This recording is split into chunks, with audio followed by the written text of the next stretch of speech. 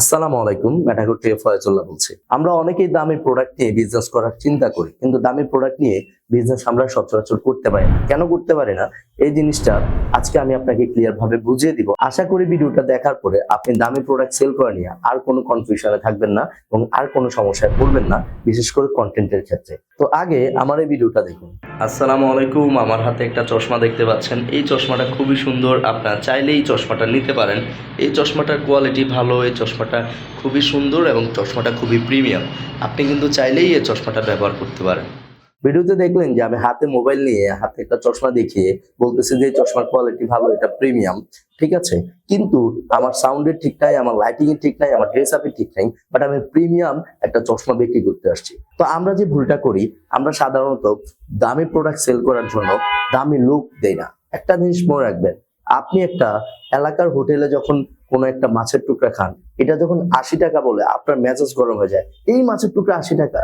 কিন্তু সেম আপনি যখন একটা 5 স্টার হোটেলে গিয়ে সেম মাছের টুকরাটাই তারা আপনার থেকে 250 টাকা থেকে 500 টাকা পর্যন্ত নিচ্ছে, আপনি কিন্তু তখন একটা কথাও বলতেছেন না, কারণ আপনার ভিতরে একটা ফিল আসে যে আমি 5 স্টারে আসছি বা দামি একটা জায়গাতে আসছি। একটা যে দামি লোকের কারণে আপনার ভিতরে ফিলটা আসছে, এটাই কিন্তু আপনার থেকে প্রোডাক্টের প্রাইসটা নিয়ে নিচ্ছে। তো একটা জিনিস মনে রাখবেন যে দামি প্রোডাক্ট সেল করার জন্য নিজেকে দামি একটা লুক দিতে চেষ্টা করেন।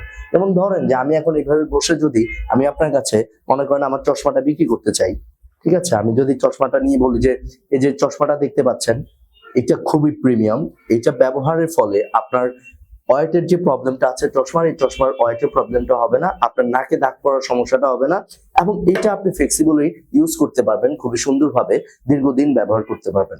মনে করেন আমার এই যে বলাটা বা আমার এই যে প্রোডাক্ট সম্পর্কে বিস্তারিত বলাটা, আপনি কি আগের ভিডিওটার সাথে সমান কম্পেয়ার করবেন?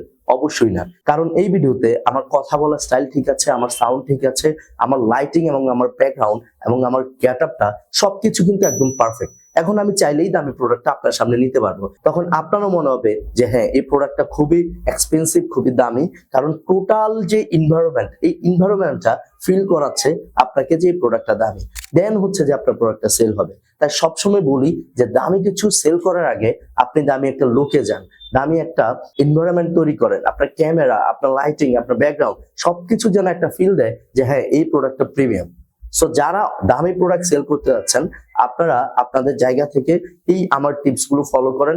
এছাড়াও যদি আমার দিক থেকে কোনো পরামর্শের প্রয়োজন হয়, আমি যেহেতু কন্টেন্ট ক্রিয়েশন করছি, আমি যেহেতু ভিডিও সাপোর্টটা দিচ্ছি, তো আমার সাথে যোগাযোগ করতে পারেন।